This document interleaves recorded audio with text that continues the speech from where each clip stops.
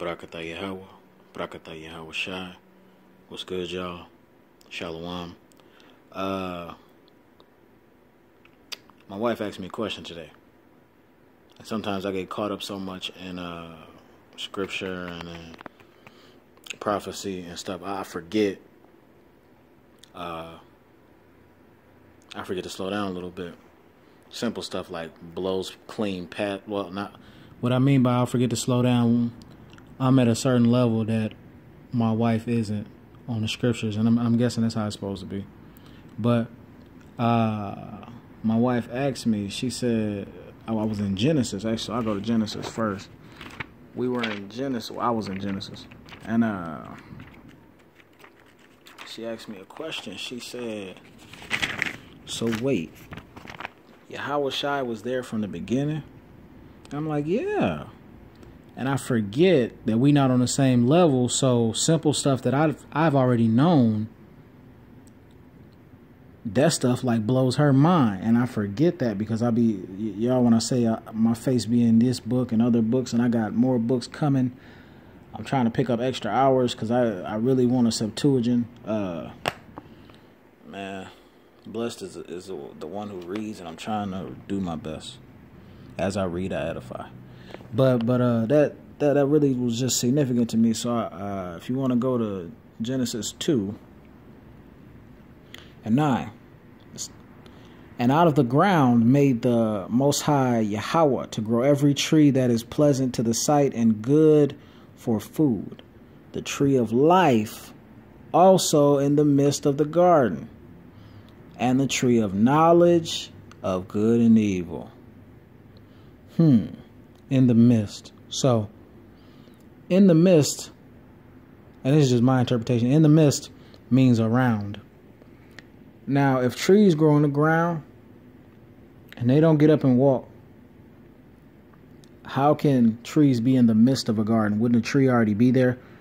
Wouldn't you be in the midst of those trees? Or wouldn't you be in the midst of the garden since the trees are already there? The trees ain't just walked there. Otherwise, it would have said the trees walked there. So these trees have to be people. So there's one tree, it says, here's the tree of life. And there's another tree they speak of here. That's the tree of knowledge and good and evil. Now, that's a whole nother subject, the second tree. So I'm going to just hint to the first tree. The tree of knowledge. I'm sorry, Salakia. The tree of life. Okay. So we already established that the tree of life was in the garden of Eden, okay? It was in the midst of the Garden of Eden. Not it was there, it was in the midst of it. So it was around it. How can a tree be around something? So my brain automatically went to, after I read that to her, my brain automatically went to, oh, well, John 1:1, right? And I'm still, in my brain, I'm like, okay, this is just simple stuff. This is like simple stuff. And I'm still a baby in this, y'all. But it was just real significant that little thing, that little made me pause. Like, man, maybe I need to slow down. I'm missing something. That really is like I'm missing something that I shouldn't, because I already knew this. But for it to be so significant to me that she said that to me, I don't know. But anyway, in the spirit. So, St. John 1, verse 1. In the beginning was the Word, and the Word was with Yahweh, and the Word was Yahweh. So, in the beginning, that means the beginning of everything, was the Word. Well, what's the Word? Well, if you just slide, well, now I want to read 2. The same was in the beginning with Yahweh. All things were made by him, and without him was not anything made that was made. So we've established that Yahweh has made everything, including the Word, but the Word was made first. You know, in the beginning, the Word was made. It said it right there. So if you slide to 14, John, St. John at 14. And the Word was made flesh and dwelt among us. And we beheld his glory, the glory as of the only begotten of the Father, Now, who is the only begotten? The only begotten Son. Who is the only begotten Son of Yahweh? Yahweh Shai. So, he's speaking, this only begotten, he's speaking that was made flesh. He's speaking about the Word, because it says, and the Word was made flesh. So, wait, the Word is the only begotten? Because the Word was made flesh and it dwelt among us. And he comes in the volume of the book. So, the Spirit that comes in the volume of the book was made flesh.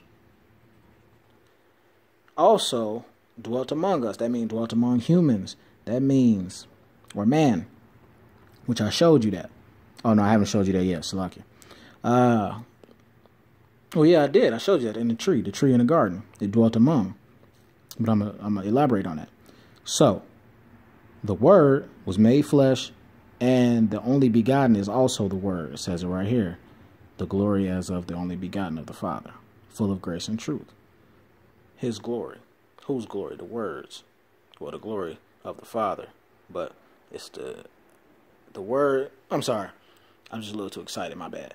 The Word was made flesh, and the only begotten Son is the Word who was made flesh. The Word. Okay? Now, what is it, John? All right.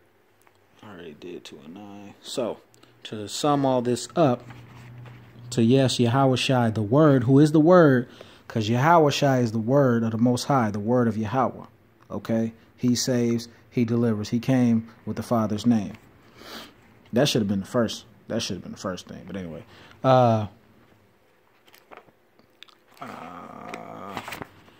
When you go to Proverbs 8, yeah.